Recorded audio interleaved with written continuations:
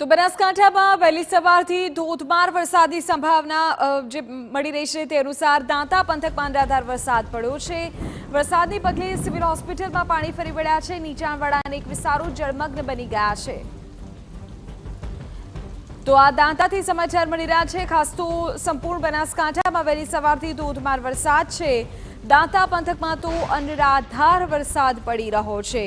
વરસાદને પગલે સિવિલ હોસ્પિટલમાં પાણી ફરી વળ્યા હોવાના પણ સમાચાર છે। ઉલ્લેખનીય છે કે નીચાણવાળા વિસ્તારો જળમગ્ન બન્યા છે। અતુલ ત્રિવેદી અમારા સંવાદદાતા વધુ જાણકારી આપી રહ્યા છે। અતુલ, બનાસકાંઠાના કયા કયા વિસ્તારોમાં અત્યારે મેઘમહેરના અહેવાલ? ચોક્કસ બનાસકાંઠામાં જે વહેલી સવારથી જ વરસાદ પડી રહ્યો છે ને જેને પગલે જે દાંતામાં છે ધોધમાર વરસાદ પડ્યો છે।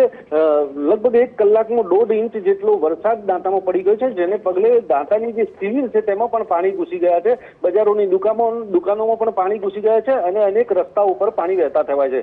જોકે મુખ્યાલય પાલનપુરમાં પણ 1 ઇંચ જેટલો વરસાદ પડી ચૂક્યો છે અને બજારો પાણીથી તરબોળ થઈ છે। પાલનપુરમાં પણ જે પ્રકારની મુશ્કેલીની પરિસ્થિતિઓ પણ પેદા થઈ છે। અનેક નીચાણવાળા વિસ્તારોમાં પણ પાણી ભરાયા છે અને જે દુકાનોમાં પણ પાણી ભરાયા છે।